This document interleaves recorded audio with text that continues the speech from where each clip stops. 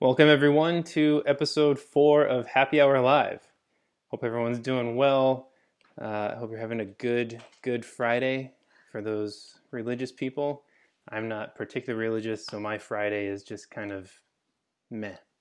I gotta admit, I'm a little bit down today. I totally admit this is first world problems, but one of my favorite donut stores closed their doors for good yesterday. I just found out today they closed yesterday due to financial hardship because of the pandemic. I'm very sad about that. Stan's Donuts in Westwood, RIP. They had the Fat Elvis donut that was a donut filled with peanut butter and sliced bananas with chocolate on top, and there's nowhere else to get that in town. So, uh, yeah, first world problems, but still sad. I guess on that note, anyone on the front lines who's risking their health so we can all stay at home, nurses, doctors, food delivery, grocery workers, Amazon package delivery men, postal service workers, thank you so much. We are indebted to you as a society. Enough downers. I am very excited to talk to my guest today. Oh, real quick, those of you who are watching, please comment. Aaron Robertson, what's up from Seattle? Good to see you. Haven't met you. Glad you're watching. I think you probably know Dave. Thanks for tuning in. Thanks for commenting. Everyone else, do what Aaron's doing. Comment, say hi, ask a question. Let us know what's going on this Friday or what you've been up to, what you're thinking about. We love interaction. And click share if you can. Share this live video to get some more eyeballs on it, some more participation. But with that, I am very excited to talk to my guest today. We have known each other for nearly 2 decades now, back at our time at USC when I was an undergrad and he was a doctoral student. He then went on to teach percussion at Cal State Long Beach, and he is now an assistant marketing manager in the education department at Yamaha. He's my friend, he's your friend, he's everyone's friend, and he just wants to help everyone put their best foot forward. It is my pleasure to bring you Dave Gerhart. Dave, what's up, man? Thanks for being here. Hey man, what's up? Great introduction. Thank you Oh, very much. yeah, of course. Yeah. Yeah, we haven't seen each other in such a long time. I When know, what? it's Oh, it been a was long time. the Bernstein Mass with the LA Phil. I think was the The last time. mass. Yeah. God, that That was was the last time, last February. February, last January? I think February 2018, maybe, or was it 2019? 2019, because I was 2019. in Florida when I got Oh, the okay. call. Oh, Yeah. okay. Cool. Cool. So, man, how are you doing during this pandemic? How are you and your family? You got a wife, 2 kids. You guys are holed up. How's all that going? Yep. Cynthia's doing well, and the two kids, Andrew and Zachary, doing well. Just, crazy trying to. I was talking to a friend of mine the other day, and it's like, we're doing our job from home. Hmm. We're also homeschooling the two kids Yeah. and, trying to stay safe and healthy, but everything's going well. We're healthy, staying inside, doing our part, and everything's good. Great. How old are the boys now? 7 and 9. 7, man. That's crazy, dude. Time flies. I remember when they're just born. I was like, wow, Dave's a dad. Dr. Dave. Dr. Dave, that's Debu. right. Debu. Uh, has anyone called you Debu recently? No, No one? I think it was just you. I think it was you and Yuri. You mean Yuri. I guess I'll just go in. I think I have this right, if I remember correctly, but in the Japanese language, there's no V sound, right? Right. They can't say V, so the closest pronunciation to your name is Debu. Can't say Yep, Dave. Yeah. Brandon that's correct. Arve. Do you know Brandon Arve? I do know Brandon. What's up, Brandon, Brandon? welcome. Welcome, man. I'm gonna look. Thanks. When I look down, I'll be looking at my iPad so I can see the questions. Okay, cool. Thanks And for you probably saying don't hey. need Stan's Donuts anyway, by the way. Dude, I miss Stan's Donuts. I do need it. I know that I'm Once not you once you exercising. turn 40, it's all over Well, I'm anyway. not there So yet, you're so probably pretty close. You're probably close. close enough, but not there. I still got Yeah. some years left. Uh, but anyway, so I have you here today because I know that you've gone around the country giving lectures on self promotion and identifying and showcasing your skills to get followers or work or whatever you're trying to do with your own hmm business as a musician. So I'd love for you to kind of go into that. How can people in this time where I think everyone knew things were shifting online, but now with this pandemic, it's like everything's online right now. So any tips from you or strategies would be much Oh my appreciated. gosh. Well, I mean, I don't know where to start. I can tell you my story, Sure. and hopefully you guys can get some stuff out of that. And you know, I started we were together. I think I graduated like '07 from USC, and you were Hmm. probably pretty close after that with your undergrad, right? And then you went back. Yeah. Yep. Yep. I Yeah. graduated and then I went back for 1 year in 2010. Yeah. Okay. So, at that point, I was teaching at Long Beach, and everything was going well. And at beginning like 2010, 2011, I was running more of the program, and then my mentor, Michael Carney, passed away. Mm. Long battle with cancer. Hmm. Super sad. And I was running the program, and then okay, it's time to apply for the gig. I apply for the gig and get into the final round, and don't I get to the final round, and I don't get the gig, and so obviously I'm pissed and upset, and Hmm. you know it is what it is. But that night I was like, oh crap, I've got a mortgage, I've got a family. What am I going to do? What am I going to? How am I going to? What's the next step? Yeah. So I was a Yamaha artist at the time, and I said I knew that there was an opening in the department, and so in the percussion program, percussion team. So I applied for the gig. I emailed a couple of people that night when I found out, and said, I've never had a marketing job. Do you think I should apply for this? And everyone was like, yeah, you'd totally be great. You have the knowledge, and you should go for it. And so I was thinking, okay, well, what the heck? So that Yeah. night I found out on a Thursday night, I didn't get the gig at Long Beach. And that night I applied for the gig for Yamaha. Wow. It's like And a it was like an anger application, anger it was sadness more application. of I need to protect my family and make sure that we can keep our house. So Right. Okay. it was Yeah. anger Fair and enough. fear, and yeah, I mean, yeah, all that Whatever. stuff, Yeah. I mean, obviously. you got it done. It motivated you, and Yeah, you did it. Oh, what's up, definitely. Naoko Takada? Hey, good to hear from Hey, you. Good to see you you. made it. Also, yeah, Jeff Collinson. Thanks for checking in, man, from Australia. Good to see you. Good to Wow. see you here. Yeah, he runs this platform, that online platform, Aeons, the online teaching platform that I just Oh yeah, joined. yeah. Yeah, he created it. Very cool. Um, Very cool. yeah. Anyway, sorry. Please continue. So you So yeah, no, no, no. that night you apply. You've never had experience in marketing. Uh, Never had an experience you've in only marketing. been Well, a performer and a teacher. Well, no formal experience, but you've been marketing exactly. yourself. Yeah, Okay. that's All right. yeah. So I apply for the job, get a phone interview, get through the phone interview, and then I come and do the in-person interview. And I'm trying to figure out, okay, so how do I do this? I've never done a professional interview like this, and I'm doing all my research, going to Google, finding out, okay, what do I need to do? Checking out LinkedIn, Mm-hmm. talking to my brother who was a VP of HR in Northern California, and learning all these things. So I go into the interview, and one of the questions was, Dave, you've never worked in a job like this. How are you going to go through the day to day like this and not being a performer or a teacher? Mm-hmm. And the other question he said was, it takes a long time to move something in a big company like this. How are you going to adapt to that? And I looked at him and I said, well, it took me 7 signatures to get a drum head at a state school. I said, I don't think it's any different in the corporate world than it is, the bureaucracy side of it, of the corporate world versus the education world. So I wasn't worried about that. And I said, I had worked freelance for many years, and then I had also been operations manager for Long Beach Symphony. So I had some office experience. So, that was all good. And so it continued, and I mean, from the beginning to the end, it was a 6-month process, which was crazy, So we get to the final interviews. There's a couple of us that are left, and they said, okay, well, we want to learn what your marketing chops are like.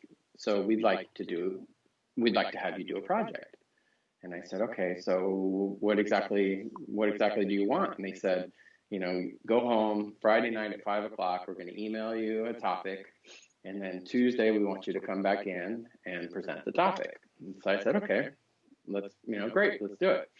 So I said, I got the email at 5 o'clock on Friday, and the topic was the viability of the baroque timpani in the U.S. market. I know one person who's interested. Yeah. Come up with a marketing plan and a sales projection for a 5-year plan for this thing. Wow. Sorry, really quick. Brandon is asking if one of us has our sound on. I don't. I'm using these earbuds. Are you getting an echo, Brandon? Is there like a feedback loop? Should I plug in? Maybe, yeah. If you can plug in, that might. AirPods? Yeah, that'll probably work. Sorry. Thanks for letting us know, Brandon. We'll get right back to it. All right, who do we got here today? Yeah, we got 25 viewers right now. This is great. Yeah, all of you 25 who aren't Jeff or Brandon or Naoko, say hi. Let me know you're here. Diana Morgan. Weird echo. Yeah, it might be Dave's because he's using AirPods, so it might be picking up the sound from his speaker somehow. We'll see if we can get that fixed before I continue. But yeah, Jeff, great breakfast in Australia. That's right. It's breakfast time over there on the other side of the world.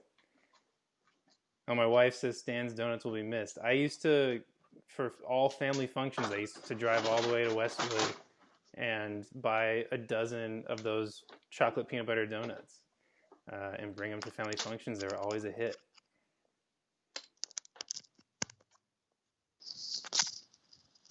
Aaron Robertson. We're going analog. Going analog here. Okay, yeah, let us know if that's better, everybody. Is that better? How's that? It's all good, Brandon. I hate audio quality issues more than anyone, so I'm glad you brought it up. Yes, definitely. Okay. Sorry. So 5-year plan for baroque timpani in the U.S. market. Perfect. Yes. So I'm like, okay, where do I start? So I had no business class, no marketing classes. I had to figure out how to do this. So I started just calling my friends. And that's the first thing, that's the first resource that I would say that you need to work with is your friends. So one of my friends from the Long Beach Symphony was the marketing director at the Long Beach Symphony. So I called her and said, okay, I need to figure out a marketing plan. What do I need to do? So I went over to her house, brought coffee, and we just sat down. It's like, okay, you need to do X, Y, Z. Great. Perfect. So now I figured, well, I'm going to do a survey. So I went on Facebook and I posted if, a major U.S. company wanted to make baroque timpani, would you buy them? Yes, no, or maybe. And then, so I got stats on what people wanted. And then I also got a lot of feedback. And then it's like, okay, so what's baroque timpani? Is it a handmade drum or is it a mass market drum? So I had to figure out those things. And then I talked to a friend of mine who helped me come up with a sales plan, called up Steve Weiss and got some information from one of my friends who work at Steve Weiss. And then I called up 2 conductors that had baroque ensembles and said, if you were in the market for timpani, would you buy it from a mass market company or would you buy handmade drums, and what are the advantages and disadvantages? So I had all this information, and then I went back and, remember the James Blades book and talked about the nakers and the, where it comes from, because you got to know where it comes from in order to talk about it. And so I go into this presentation and just, did really well, hit it out of the park, and said, came up with all this marketing lingo, and, I fooled them, I guess, but then I realized, all the stuff that I had been doing prior to that was marketing. With my steel drum band, I was doing 100 gigs a year on steel pan, and, like, okay, I need to build a website. Okay, so how do I build a website? Figure out how to build a website. Okay, I got to record a demo. My friend, the drummer in the band, his brother's a sound engineer. Maybe we could buy him pizza and beer and get him to come, record late night and do a demo for us. So we did that. And okay, now I need to find out what an EPK is. Well, what's an EPK? Make sure that I remember getting an endorsement. They said, send us your EPK. And I said, okay, no problem. And I was like, crap, what's an EPK? And, Google. Yeah. What is it, by the way? An electronic press kit. Oh, okay. So back in the day, we used to do press kits where you had like an 8.5 by 11 glossy photo with, highlights on a piece of paper. An electronic one is just, basically a digital resume that had pictures and links to where you're, who you are and all that kind of stuff.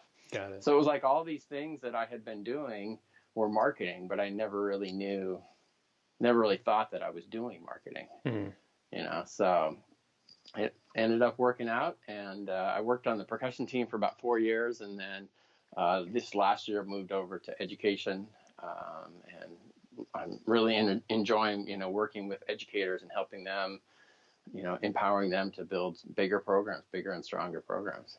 Cool. So what would say there's someone who's just not starting out, but someone who doesn't really have an online presence and they want to get an online presence on like Facebook, Instagram, YouTube, and just start getting their name out there, either to get students or just to get followers and people watching, eyeballs on their performances. Well, I think there's 3 things that you need to answer. Okay. 1, what do you want to be known for? What is that one thing that makes you unique? What is that, that something that differentiates you from everyone else? Why would someone want to seek you out for that? Is there an audience to seek you out for that? If you're going to go so small and so niche, there's only so many people that would be interested in it. But maybe if you widen that out a little bit, you can get more people to be attracted to you. And then, what makes you unique? What makes you different from everyone else? And Brian Keith, great interview last week. You guys should all go back and check that out. Thank you. He was talking about just, making sure that, number one, that you're a great person and that you're someone that people want to hang around with. I always tell this story to my students. It's like, there's 1,000 people, hundreds and thousands of people that can play Scheherazade or Kiji way better than I can. But, I get called for gigs because I show up early, I'm dependable, got good gear, and, people know that I can play the part. And that's as important as being able to play, at a high level. And when you're subbing in an orchestra or something like that, you're not going to get called to play Scheherazade on snare drum. Right. The principal's going to play that. You're going to be playing bass drum or tambourine or So, but yeah, I mean, that was a great interview with the process, how he talked about, how he got into that, but also just, he was talking about how he used to be kind of, gruff and mean and always nitpicking on things, and then he realized, that's not what it's about. Right. So that's one of the top things. Okay, so be a good person. So be a good person. All bad people, stop being bad. Be good. And start there. It was really good. Brad Fuster, good to hear from you, man. Thanks for checking in. Hey. Fight on, dude. Oh my gosh. Yeah. Fight on. Blasts from the past. Okay. So hey, Joshua Simons is here too. Oh. And Yuri. Yuri Eno. Yuri. Oh, there's an echo again. There's an echo again with your audio for something. I don't know why. With my audio. I'm right. You're right there. I don't know why there's some feedback. With Dave's audio. Brad says bad people suck. It's true, man. It's true. That's true. Yeah. So the first, you were talking about, like, what are some steps to how to build that? Yes. So once you figure out those 3 questions, the first thing I would do is try and unify everything that you're doing. So there's a website, and it's called namechecker.com. And I think it's checker without the E at the end. I think it's NAMECHECKR. Okay. Kind of like that web 2.0 super spelling. hip. Yeah, super hip. Yeah. No need for vowels. So that's right. That was a thing like 10 years ago. Maybe not even 10 years ago. Flickr, is a good example of it, right? So go on that website and start to find, you can start and type in your name.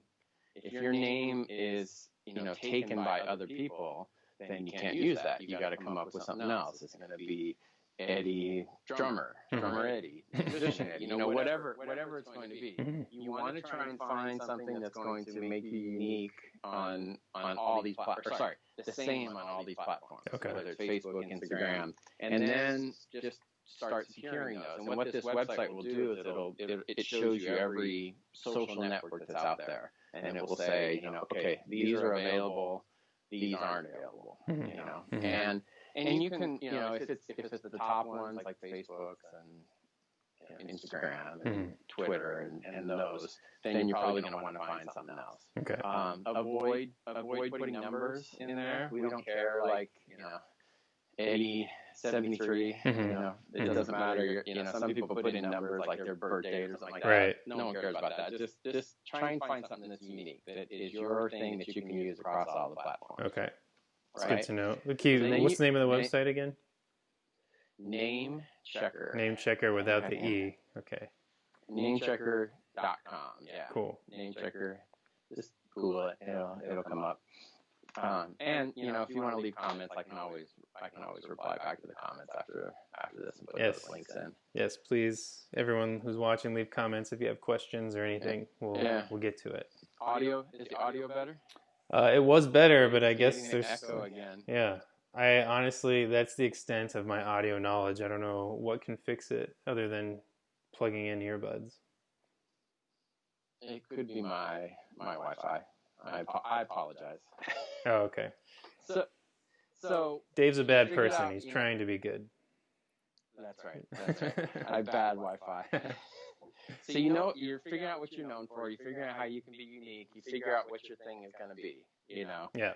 Rob Knopper is a perfect example of this. Yeah. Casey Cangelosi, another person that's killing it on social, killing it, just doing really great. They've got this small thing that is really going well. So you've got that, right? Mm-hmm.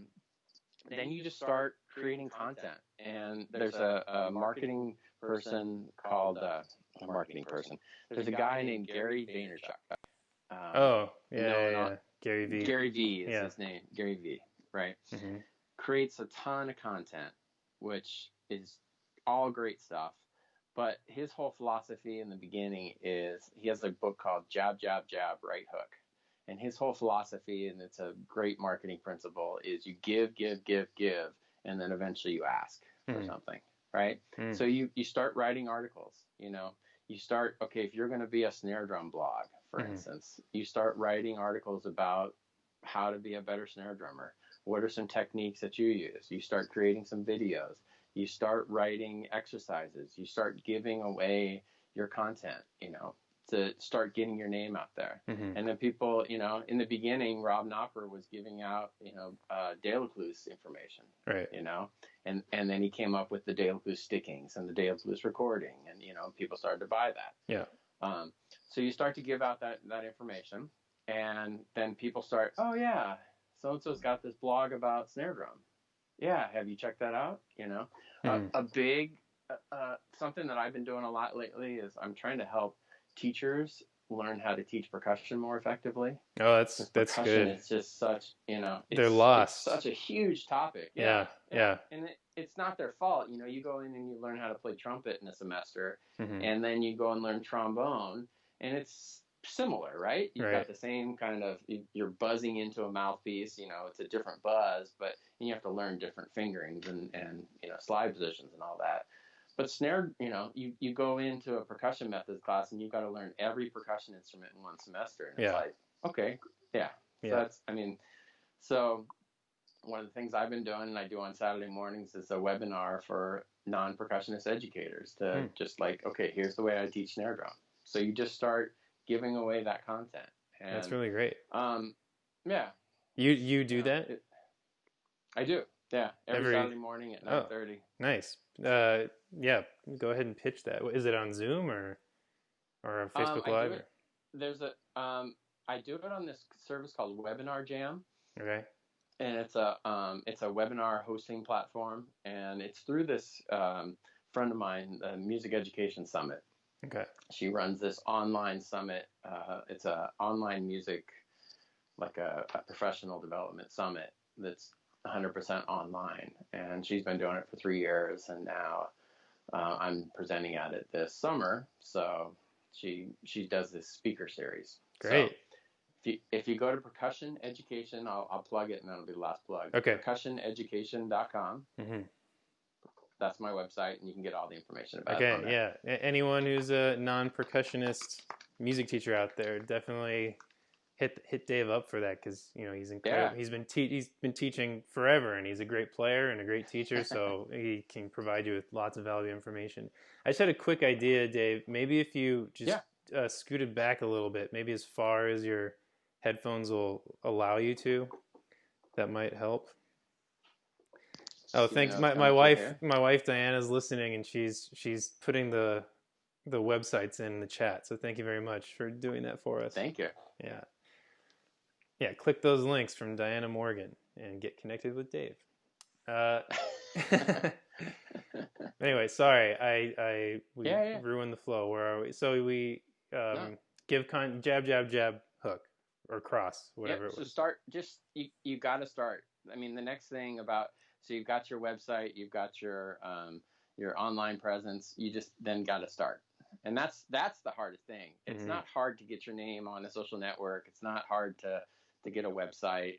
There are tons of website platforms out there, Squarespace and Wix and Right. WordPress, all those. Yeah, If and services if that'll like make a website for you for like $100. Yep. Yeah.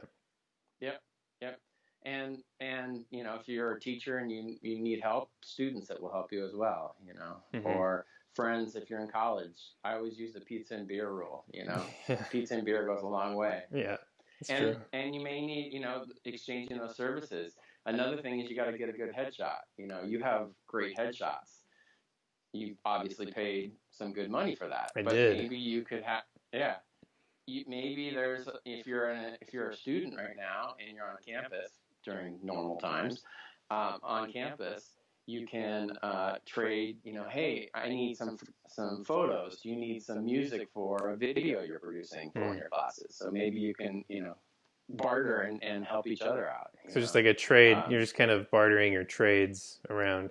I mean, but now, like when I got my headshots, that was, not that long ago. It was like 3 years ago. But now everyone seems to have like a light ring. Everyone, if you have like iPhone 11 Pro, that thing takes amazing photos. You can get a decent enough photo for a web headshot. A web thumbnail size headshot on your iPhone 11 with a $80 ring light instead of paying $300 for headshots or more.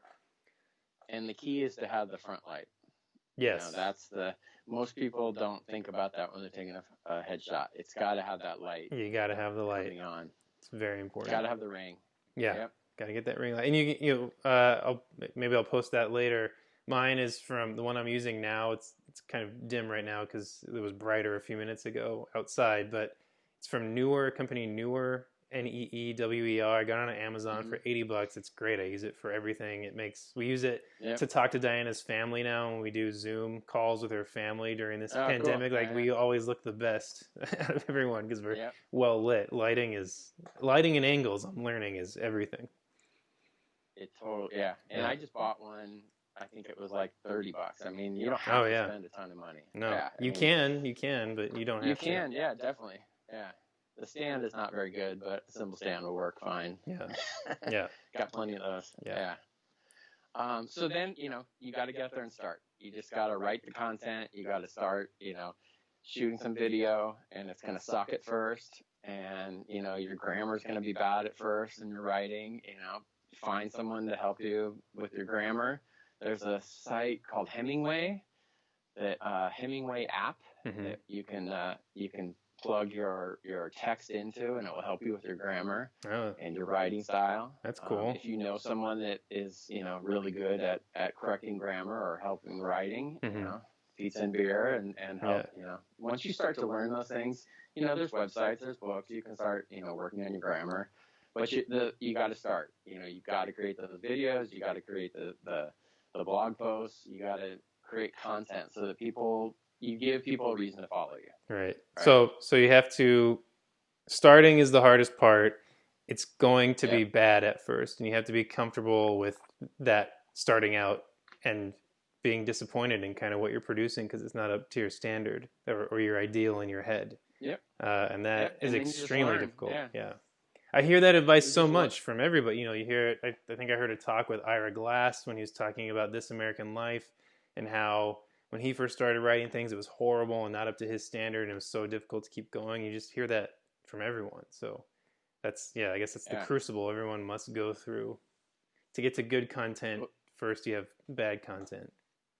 Yeah, and I've been doing my website for a while. I also had a website called Drum Chatter back in the day with Tom Burrett. I remember that. And Shane Griffin.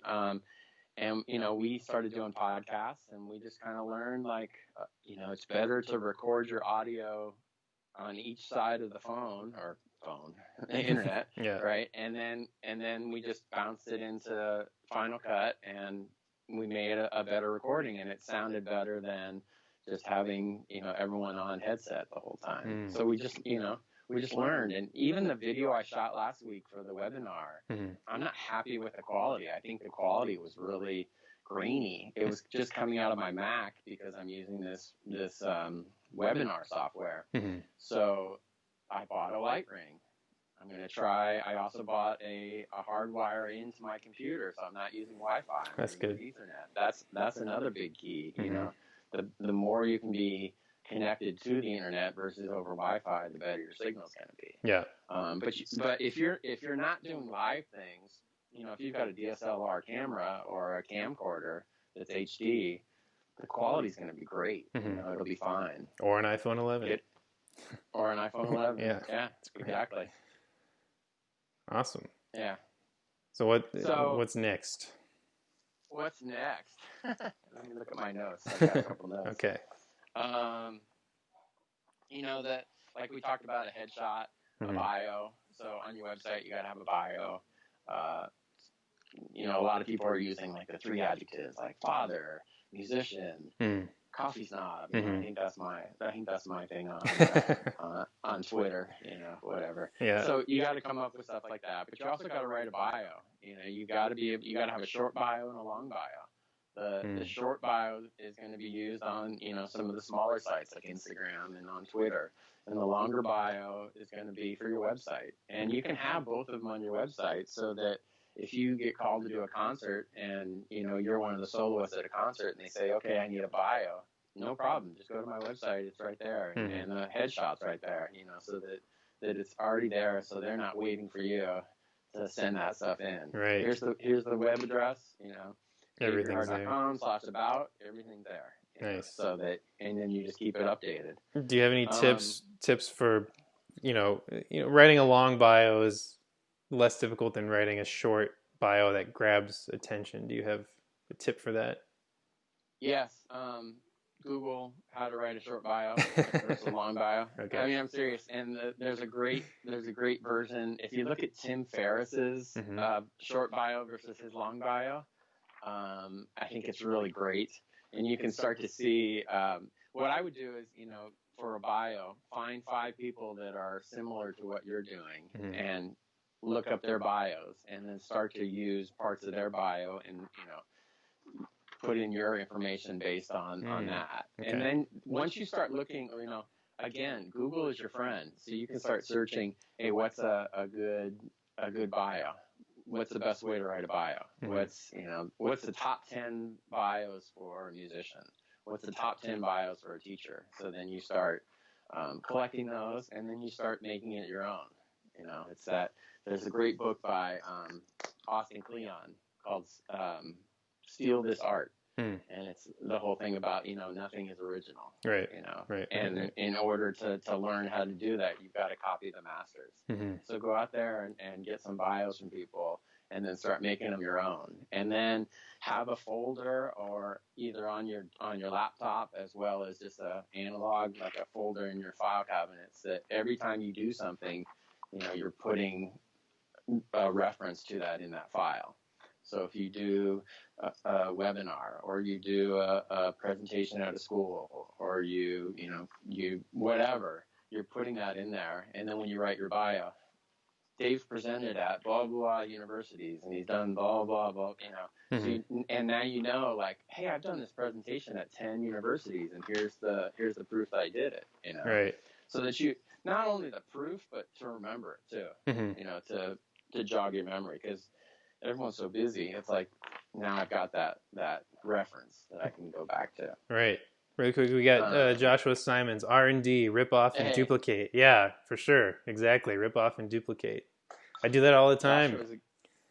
Joshua is a good friend of mine. He's also the executive director of PAS. Oh, nice. Thanks for checking in. Yeah. Awesome. Yeah, good to have you. Hey, here. Scott Higgins is watching too. Scott Higgins. How's it going, Scott? Nice. Got a good little audience there. Thank you, guys. Yeah, thanks for checking in. Have you guys seen Streamyard? Brandon Arve, have you seen Streamyard live stream? 6 people in the gallery view simultaneously, record it for later, sort of like Zoom plus Facebook Live together. It'll broadcast live to multiple platforms simultaneously. It would be great for live streaming living room performances without having to stream Facebook only, then have to share later. Yeah. I have not used Streamyard, but I've watched people using Streamyard. I'm using something similar called Ecamm Live, and it has kind of the same capacity as Streamyard. I think I can have up to 5 people on Skype at the same time, and I can broadcast it to Facebook, YouTube, Periscope, if anyone does Periscope anymore, and a couple others simultaneously. Yeah, I know. I don't know why they saw Periscope, but they do Vine too. Yeah, Vine. Yeah. Aaron Robertson, thanks for checking in, man. Aaron, if you have time to check out the rest of the video later, that'd be great. It'll be up on my profile.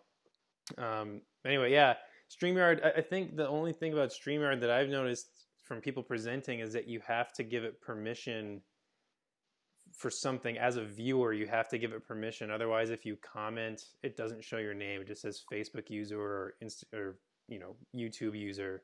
And I don't know, some people get up in arms about giving StreamYard their information. I don't know what information they take. I guess they take your email address or something. Ecamm Live does not do that. You can just comment away without permission, I guess. But anyway, Matt Richards, welcome. Good to see you, man. Anyway, sorry, Dave. Please continue. No, it's good. Any other questions we got? I'm not seeing any other questions besides StreamYard. But StreamYard's good. I know people who use it love it. I like Ecamm. Ecamm was recommended to me. I don't know if I like one better than the other because I've only used Ecamm, and I just went with the first thing that someone told me. So, yeah. What about you? What do you use? Do you use any live streaming? No. Okay. I've been using this for these webinar, this website, the webinarjam.com. And it's a super slick webinar platform where you can, if you're doing webinars, you can pull in videos, you can screen share, you can pull in PDFs. Oh, nice. Plus it's got commenting and all that, and it's all really user friendly, which I think is really great, Yeah. But webinars are more, now everyone, it's so funny, the business world, we've been doing webinars forever. And now that everyone's stuck at home, everyone's been watching more webinars the last 2 weeks than they have in their whole life. Yeah. Right. Yeah. You just got to find what works for you and just use it to the best of your ability. And there's always going to be the newer, greater thing that's going to be out there. And, you check it out. And if it works for you, great, then you can change. But otherwise, you just do what you got to do. Mm-hmm. Joshua Simon says Be Live. I guess it's another platform. Oh, that's the one PAS uses. Oh, okay. Cool. Yeah. Brandon Arvit, what's everyone's TikTok handle? I don't know. Playboy6969-69. I don't know. It seems like that's all. My nieces got me on to TikTok, and it just seems like all it is people dancing, and that's it. And everyone copying a certain dance or doing their version of a dance. That's all it seems to be. But it's entertaining. Wow, you're starting to sound old. Oh, I know. I'm getting it. I feel old. But nice. Yeah. So where are we on this topic? So bio. And really, whatever you're looking to do, you got to use Google and you got to use your friends. So if there's, another thing I talk about is like interviewing, and not related to this, but if you're going for a job interview, number one, you got to know everything about that company. Mm-hmm. And it's the same for a college audition. If you're applying to a school, you got to know everything about that school.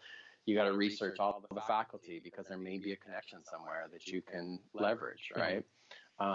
So same thing for interviewing. It's like if you're going to be a teacher and you want to get a job at a high school, go to Google and what's the top 20 questions for a high school band director job, and then you start. You get those questions, you go record yourself answering those questions on your laptop, and you also start realizing like, oh yeah, every time I answer a question, I do this thing with my nose, Yeah. and it's like I never knew that I did that, or Right. I make this face, Yeah.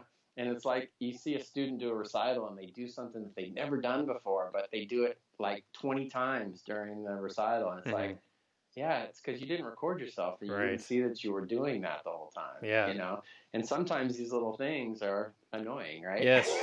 Yeah. No, that's very good advice. I think people don't think of that. I certainly, when I was doing sketch and improv, I would, obviously rehearse my lines, but now I wish I'd kind of filmed myself doing it so I could, do one layer deeper. But yeah, that's good. And then again, the beer and pizza principle: invite some friends over and present to them as well while you're recording it. When you're near the end, so that you are also talking to a person instead of talking to yourself. So it's just like a mock audition when you're trying to get ready for. Just like a mock audition. Okay. Yeah. Except you don't have a curtain between you and it's a talking mock. Yeah. Awesome. Yeah. Okay. So cool. I don't know how we got into that. But. I don't know. It's very good information. Anyone watching, everyone tuning in, I got Dave Gerhart here. He's assistant marketing director at Yamaha, and marketing manager. I wish. If anyone has any questions, please ask now, because we're going to wrap this up in about 10-15 minutes. So if you have any questions, we'd love to answer them. Go ahead and type away. Until then, we'll keep going with this. And then I think just the next step, and probably, this is the way I did it. It's not the only way, obviously. Once you've got that content online, you've got the professional name, you don't want monkeydrummer73 at hotmail.com. Right. You want a professional email address so that you can send that out, because you're going to get called for a gig, and your contractor's going to call you. I got to send you your tax forms and your music. What's your email? Right. Monkeydrummer79. That's MONKEY. Right. Yeah. You don't want that. You want a professional email. Yeah. Because again, those first impressions matter. So making sure that that you have that professional email. Mm-hmm. And then you just got to get out there, and John Whitman, good friend of mine, he's the director of artist relations for Yamaha. He says, before you want to be endorsed with someone, go out and do 100 clinics, and then call me. And give away, give away your services, and then start to learn how to perfect your craft. Again, going out, if you want to build a studio, and you want to a teaching studio, you're going out to the middle schools and the high schools, and you're saying to the band directors, hey, I want to give your students a lesson or a master class, and in exchange, I want to hand out this flyer so that hopefully I get some lessons out of it. They're musicians; they understand what you're trying to do, but you're helping them by maybe running a sectional on a piece that they're having a problem with, and then hopefully in turn you're going to start getting some students. Right. And then maybe those students start to make all state or all district or whatever. And then it's like, well, the section of all state, there's 7 out of 9 of those kids were my kids. Wow, who are they studying with? Oh, they're studying with this guy. Wow, I think I should take lessons, because, and then you can start promoting that. Hey, in all district in this state, 7 of the 9 kids are mine. If you want a lesson, here's my number. Here's my email. So you just kind of build clout, I guess, over time. Yeah. I just really quick before we answer some of these questions, do you have any advice on like social media specifically, outside of a website or whatever, just gaining an audience? I mean, Google. it no. Yeah. I mean, yeah, that's one way. I would use, I use Facebook and Twitter Mm-hmm. and a little bit of Instagram. I started doing more Instagram now that I have a little more time. Mm-hmm. On Facebook, I would start, obviously you have whatever you post on any of these services. My rule is that if I wouldn't show it to my mom, I wouldn't post it on social media. Mm-hmm. So, you want to make sure that's professional, because the other thing is when you apply for a job, either in the corporate world or education, people are going to go look at your social media and they're going to look, is this the person we want representing our company? Right. So make sure, what you're putting up there is professional. And then start friending people. Don't get too obsessed. Don't try and cast your net too wide. Start with your friends and maybe the inner circle of the friends, kind of like a friend of a friend kind of thing. Mm-hmm. And then also start exploring some groups. And don't just lurk. Give content. Someone's got a question about Kiji. What's the sticking on this part in Kiji? Mm-hmm. Oh well, this is the sticking I use, and maybe throw up a little video. Like here's the techniques that I use to practice that little part. And then just again, you're just giving content. You're giving, and then you start being known as that person that knows about whatever that topic is. Right. Right. And then on Twitter, again, just following people that have like similar likes that if you're a percussionist, you're going to follow all the percussionists on there. Mm-hmm. I tend to stay away from all the political stuff. Yeah. Because, we're in such a weird situation right now. Yeah. It's very divisive. So I don't share or comment or like political things. Yeah. But then, you're just building your community. And don't really worry about the numbers. It doesn't really matter. Oh, I've got 7,000 followers. Mm-hmm. Yeah, that's great. Can you interact with that many people? Probably not. Mm-hmm. But you just start to create good content. And I'm known for steel pan and teaching percussion. So I have a lot of friends that are similar to that.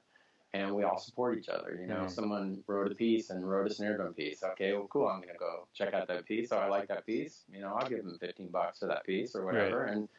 and vice versa. So it all works out. But then just getting out there, doing those master classes, going to those level B and C colleges like junior colleges and some of the smaller schools, and start getting your reputation. The other thing I would say is apply to your local music educator association. So like in Southern California, we have SCSBOA, the Southern California School Band and Orchestra Association, right? Mm-hmm. In Northern California, it's CASMAC or CMEA. But every state has one MEA, and all those people are looking for presentations on topics. A great topic for a percussionist is how to teach a non-percussionist how to teach percussion, right? Mm-hmm. And so if you can go in and say, I'm going to teach you how to play cymbals better and make your ensemble better, there's a great topic, or accessories or whatever, right? And know your audience.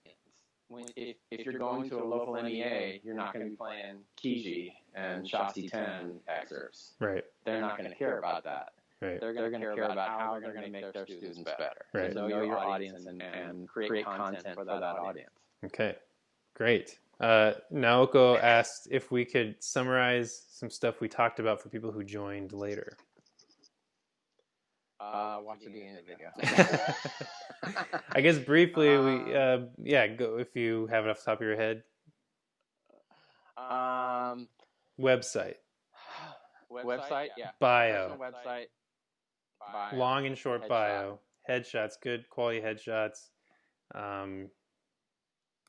Do it. Do it. Create yeah. content. Jab, cross or hook? What was it? Jab, right hook. Right hook. So okay. give, and then ask for something after you've given a bunch of content. There it is. Gary Vanderchuk. And then briefly, knowing your audience, finding what you want to be known for, all that. Yeah. And I think that's all I can remember off the top of my head. Answering these three questions, what do you want to be known for? Why do you want people to seek you out? And what makes you unique? I think those are, Yeah. and then you can start growing from there, but you got to start somewhere. Yeah. And the big thing is start. You got to do it. You can't. I'm not a good writer. Okay, good. Then find someone that can help you with writing. Mm-hmm. Oh, my camera sucks and I can't do a good video. Okay, well then buy a better camera or use your iPhone and buy a light ring like everyone else. Yeah. Or pizza and beer principle. Pizza and beer. Yeah. Pizza and beer principle. Yeah. Or whatever. Or root beer. Yeah. It's pizza and whatever. Yeah. Yeah. Brandon, thoughts on the impact the recent behaviors of live streaming and Zoom meetings will have long term on classical musicians? You mean as far as I guess how the use, I guess the immediate increase in use in these platforms is going to affect us over the long term. If I have that right, Brandon, let me know. I think that's what you're asking. I think it's going to, arts organizations are going to be hit hard, obviously, because they're not making money. Mm-hmm. I don't know how all these platforms are going to continue, or after everyone's back to work, and because we will get over this. This is not something that's we're not going to be stuck in our houses for the next 10 years. Right. But maybe a year. Who knows? Yeah. I don't know. I don't know how to answer. Oh, he says people never really did it before, but are relying on it right now. Think it will stick around after the virus. I do personally. I do. I think, especially for teaching, it's going to become a big thing, and not necessarily. I mean, people will use it. Like my wife has moved all of her students to Skype and Zoom private lessons, and that's one way to do it. But I think what it is going to bring about is probably just like a kind of a shift in how people teach outside of the kind of traditional model of an hour lesson every week. I think to have an effective online teaching platform, it has to be, you kind of have to create your own program where it's more of, I don't know, like a planned program with a set beginning and a set end, with almost like a syllabus of what you're going to cover in this 3 to 6 months, and you're going to have pre-shot videos and pre-shot video lessons, and they'll get like one private lesson a month, but you'll have 2 classes each week where people will play for each other. And I think that's how it's going to survive after all this is over. Also, just as private teaching, but I think you're going to see a lot of people coming out with their own kind of, like, here's my platform for mastery in the snare drum. It's a 6-month program. It costs this much for enrollment. It's going to be more tuition based, I think. Those are my thoughts. Yeah. I think the other thing is that this time has really broken down the barriers. I mean, you can pretty much, like I saw Jeff Hamilton doing a drum set masterclass for UCF, and he had never done anything online. So now we've got these people that maybe didn't know anything about being online and teaching like this. Now, after this, we're going to be able to call people like Jeff Hamilton and other people and say, hey, I know you did this masterclass for this. I can't afford to fly you to Europe to do this masterclass, but we'd love to have you influence my students. And now we're going to be able to do that. Yeah, it's just opened up a ton of. And I think people are still trying to figure out what's going on. I don't think we know exactly what's going to happen. It's going to be exciting, though. Yeah, no, that's a good point you made. I think, obviously we have things like YouTube for pre-recorded lessons, and we have we have this like kind of global access that we never had 10 years ago when we were in school, but it's going to expand even more now that we can access people from across the world. Take a lesson from someone like me. Next month, I'm going to start taking marimba lessons with Theo Milkov. He's going to do online lessons, and I asked him, and so he lives in Greece, so there's a huge, I think it's plus 10 hours from LA, but we're going to work it out, and now I get to study with one of my favorite marimba players because of this. So it's going to be, I think that's how it's going to continue. I think it's going to be a good thing, and also. I don't want to get too dark, but I know this pandemic's going to end, but, I guess maybe I'm influenced by podcasts that I listen to. I listen to like Sam Harris and them, and many many people who I really respect think that this is more of just kind of like a dress rehearsal for the next thing that's going to happen. So I think we're going to be relying on online education and teaching a lot in the future, I think. That's pretty dark. I think that's for the next Facebook Live. Okay, yeah, sorry. Don't want to end on a dark note. I think this is only a good thing. I think this switch it's kind of forcing everyone to learn, various technologies and become proficient in Yeah. them, and I think it's just going to get better and better and more refined, and it's going to be good. It's connecting more people, definitely. My friend Rob, who's a comedian, says Eddie has an amazing smile. Thanks, Rob. Appreciate it. And hair. Yeah, well, this is the longest I've gone without getting a Always. haircut. Yeah. Naoko, Yeah. I may save some gas after this. I realize I can teach stuff by Zoom. Yeah, of course. Yeah, exactly. Maybe that here. I'll end that on a bright note. Maybe all of this online teaching will cause a lot less driving in LA, and we're gonna have like Oh wonderful God, air yes. quality forever and less traffic in LA. That would be wonderful. But anyway, yeah, Yeah. I think we'll wrap it up there. Dave, thank you so much for being Wait, here. no Oh, USC stories? we don't have to, it's been an hour. I don't want to drag this on. We didn't have time. No one asked about it. No one asked about it. We'll save that for another time. We'll have you back on. We'll think of some good Nice. stories because I know everything. Okay, Rob. Yeah, it's hilarious. I teach while I drive. He says. Um, well, you got that new Nice. Tesla autopilot. But Dave, thanks so Ooh. much. Let's do that again. Let's do this again Thanks, sometime. Eddie. And when this is all over, love to grab a drink again and say what's up. See you in person. Shake your hand. Definitely. All Yeah. right. Thank you, All right. Thanks, everybody. Eddie. Yeah, thank Appreciate you. it. See you next time.